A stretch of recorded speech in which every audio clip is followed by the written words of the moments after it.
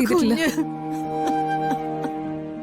വിനീത പോയപ്പോ മുതല് എന്റെ പേരും ഇതും പറഞ്ഞ് കരച്ചിൽ തന്നെയാ.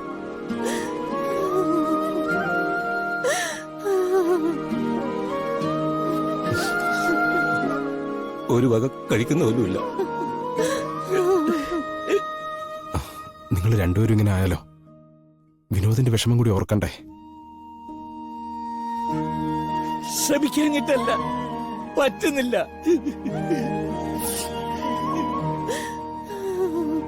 ഞങ്ങളുടെ മോള് ഞങ്ങളുടെ കൺമുമ്പിൽ തന്നെ നിൽക്കുക. എന്തിനാ എന്നെ അങ്ങോട്ട് പറഞ്ഞയച്ചെന്നാ അവള് ചോദിക്കുന്നത്.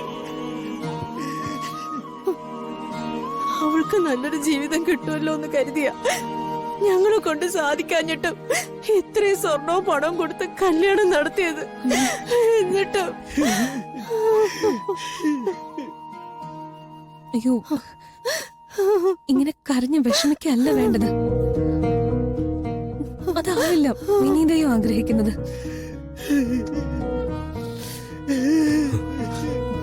അവളുടെ മരണത്തിന് പിന്നിൽ ആരൊക്കെ ഉണ്ടോ അവരൊക്കെ ശിക്ഷിക്കപ്പെടണം. അതാ നമ്മൾ വിനീതയ്ക്ക് വേണ്ടി ചെയ്യാനുള്ളത്. അതെ, അവരാരും രക്ഷപ്പെടരുത്.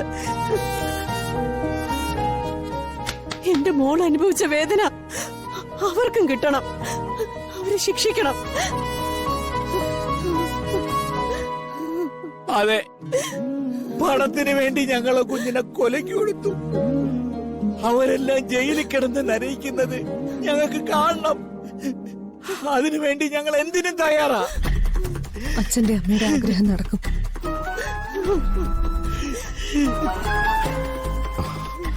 അത് നടത്തിയെടുക്കാൻ ഞങ്ങളും ഒപ്പം ഉണ്ടാവും.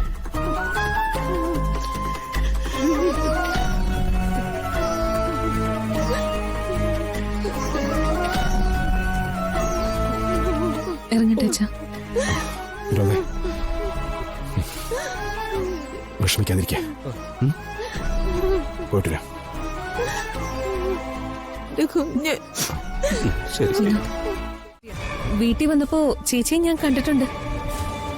അവള് ചേച്ചിയെ കുറിച്ച് എന്നോട് പറഞ്ഞിട്ടുമുണ്ട്. വിനീതയോ? അതെ. എന്റെ ദൈവമേ, എന്റെ കൊച്ചിന് ഇങ്ങനെ ഒരു ഗതി വന്നല്ലോ. കേട്ടിട്ട് എനിക്ക് വിശ്വസിക്കാൻ പറ്റിയില്ല ചേച്ചി.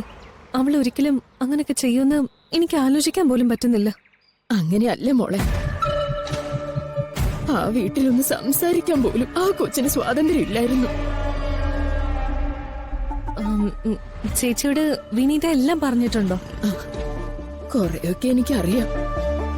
അയൽവക്കത്ത് എന്നോട് മാത്രമേ വിനീതെ കുറിച്ച് സംസാരിക്കത്തുള്ളായിരുന്നു. അതും അമ്പലത്തിലോ മറ്റോ വെച്ച് കാണുമ്പോ. എന്തൊക്കെയാ പറഞ്ഞിട്ടുള്ളത്? പറഞ്ഞിട്ടുള്ളത് മാത്രമല്ല, ഞാൻ കണ്ടിട്ടുള്ളതും ഉണ്ട്. എന്താ ചേച്ചി?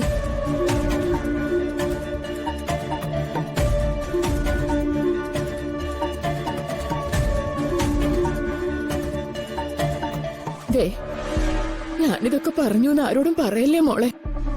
അവരൊക്കെ വലിയ പിടിപാടുള്ള ആൾക്കാരാ. ഇല്ല ചേച്ചി, ഞങ്ങൾ ആരോടും ഒന്നും പറയില്ല. ഇത് മോളുടെ ഭർത്താവാണോ? അതെ. ഈ കൊച്ചിനെയൊന്നും അങ്ങനെ വിഷമിപ്പിക്കരുത് കേട്ടോ മോനെ. ഇല്ല. അല്ല, ഞാനാ സീതമ്മയെന്ന് മോക്കെങ്ങനെ മനസ്സിലായി? ഞാൻ നേരത്തെ പറഞ്ഞില്ലേ ഞാൻ വീട്ടിൽ വന്നിട്ടുണ്ടായിരുന്നു. ഞാൻ നോക്കിയപ്പോ ചേച്ചി ഇതിലെ വരുന്നത് കണ്ടു. അതാ ഞാൻ വന്ന് സംസാരിക്കാന്ന് വിചാരിച്ചത്. എന്നാ പിന്നെ ശരി മോളെ, ഞാൻ പോട്ടെ.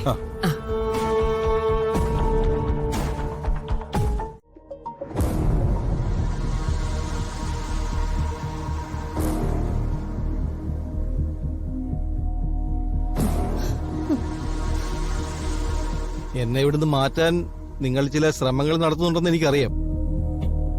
പക്ഷേ അതുകൊണ്ടൊന്നും ഒരു പ്രയോജനം ഉണ്ടാകാൻ പോകുന്നില്ല. നിങ്ങൾ IG-യെ കൊണ്ട് പറയിപ്പിച്ച എന്നെ സംരക്ഷിക്കാൻ മിനിസ്റ്റർ വരും. ഇനി മിനിസ്റ്ററെ കൊണ്ട് പറയിപ്പിച്ച ചിലപ്പോ CM എന്നെ സംരക്ഷിച്ചെന്നിരിക്കും. അതെന്തെങ്കിലും ആവട്ടെ. നിങ്ങളുടെ നഷ്ടം ഒരു വലിയ നഷ്ടം തന്നെയാ. ഇനി ഒരിക്കലും അത് തിരിച്ചു കിട്ടാനും പോകുന്നില്ല. ഇനി കേസ്, കോടതി, ശിക്ഷ എന്നൊക്കെ പറഞ്ഞു നടന്ന കുറെ കാശും സമയവും കളയാന്നല്ലാതെ ഒരു പ്രയോജനവും ഉണ്ടാവാൻ പോകുന്നില്ല. സാറെന്താ പറഞ്ഞു വരുന്നേ? പ്രയോജനമില്ലാത്ത കാര്യങ്ങൾ ബുദ്ധിയില്ലാത്തവർ പോലും ചെയ്യില്ലെന്നാ പറഞ്ഞത്. നിങ്ങൾ ഈ കേസ് പിൻവലിക്കണം.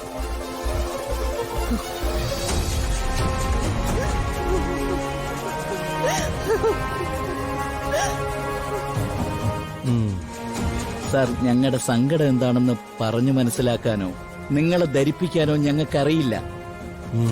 നെഞ്ചിലൊരു അഗ്നിപർവ്വതം പോലെ വെന്ത് നേറുകയാണ് സാർ. അത് പൊട്ടിത്തെറിക്കുന്ന പോലെയുള്ള വാക്കുകൾ ഇങ്ങനെ ഇവിടെ ഇരുന്ന് സംസാരിക്കരുത് സാർ.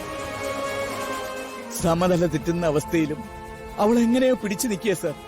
പിന്നെ അതാ ഒരു അക്ഷരം പോലും പറയാതെ അവള് കയറിപ്പോയത്. ഓ, ഇതൊന്നും ലോകത്ത് ഇന്നുവരെ സംഭവിക്കാത്ത കാര്യങ്ങളല്ല. ഈ രാജ്യത്ത് എല്ലാ ദിവസവും ഇങ്ങനെയുള്ള സംഭവങ്ങൾ നടക്കുന്നുണ്ട്. പിന്നെ നീയൊക്കെ ഇത്രയ്ക്ക് ദണ്ണിക്കാൻ എന്തിരിക്കുന്നു? മര്യാദയ്ക്ക് കേസ് പിൻവലിച്ചില്ലെങ്കിൽ നിന്നെയൊക്കെ പിടിച്ച് അകത്തിടാനും അഴി എണ്ണിക്കാനും എനിക്കറിയാം. സാർ എന്താന്ന് വെച്ചാ ചെയ്തോ.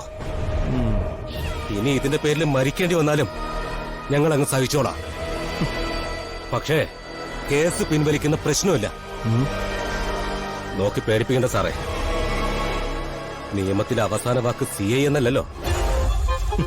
സാറിന്റെ മുകളിലും ഓഫീസേഴ്സ് ഉണ്ട്. അവർക്ക് മുകളിൽ കോടതിയും നിയമമുണ്ട്. എല്ലാത്തിനും മുകളിൽ ഈശ്വരൻ എന്നൊരു സത്യവുമുണ്ട്. ഈശ്വരൻ, എന്റെ പെങ്ങള് മരിക്കാൻ കാരണക്കാരാരൊക്കെ ആയാലും അവരെയൊക്കെ നിയമത്തിന് മുമ്പിൽ കൊണ്ടുവരിക തന്നെ ചെയ്യും. എങ്കിൽ കാണാം. ആ, കാണാം.